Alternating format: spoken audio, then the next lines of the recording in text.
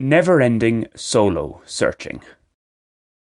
A long-standing friend made an interesting and, I think, somewhat accurate observation about me recently. He noted how I spend a lot of time fretting about casually meeting certain people to the extent that if I see them on the street or wherever, I'll often go out of my way in order to avoid them. However, if I happen to be spotted by the person I had been trying to shun, I'll then be the one who'll end up doing most of the talking and keep the encounter going on for longer than it really needs to go on. This hiding policy isn't in reference to people who I generally dislike either. It tends to be those with whom I have no issue whatsoever. What seems to be at play here is my overall dislike of small talk and, paradoxically, as mentioned, my inability to not engage in it when I meet someone.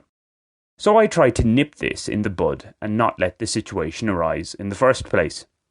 Such behaviour might be more understandable here in Colombia if it was purely down to a language issue, i.e. the additional effort needed to converse in a non-native tongue. Also, there is the fact that many Colombians tend to spend a lot of time on meaningless chatter, for example, asking pretty much the same basic greeting in various ways. ¿Cómo estás? ¿Qué tal? ¿Cómo ha ido? Etc. But it's not solely a Spanish thing. I've done this shunning back in Ireland too.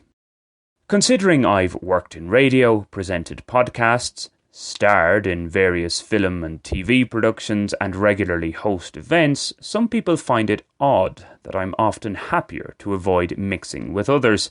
There's an assumption that I'm an extrovert. The reality is I'm more of an introvert. It's one big reason why I don't like house sharing, particularly with people who I hadn't known previously, which is what I've had to deal with for the majority of my time in Bogotá, and something I'm doing again after a 7-month respite of sorts in a studio apartment.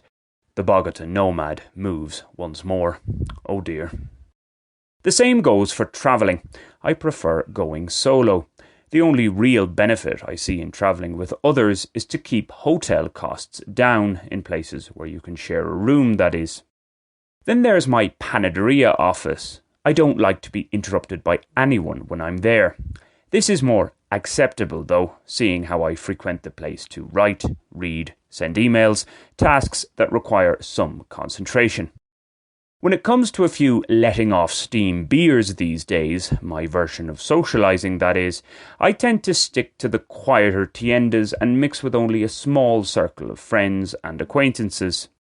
That being so, I'm not quite at the level of the Scottish comedian Frankie Boyle, who I recall saying that a stranger is a cunt you haven't met. I'm still open to befriending people, I'm just not too proactive in seeking them out. Also, I often find it easier to become pally with older people rather than my peers. Whatever the case, the idea of escaping to an isolated rural retreat, going off the radar for a time, appeals, if I could make such a life sustainable, that is. Finding satisfaction from this solo searching, however, may be an impossible task in this shared life of ours.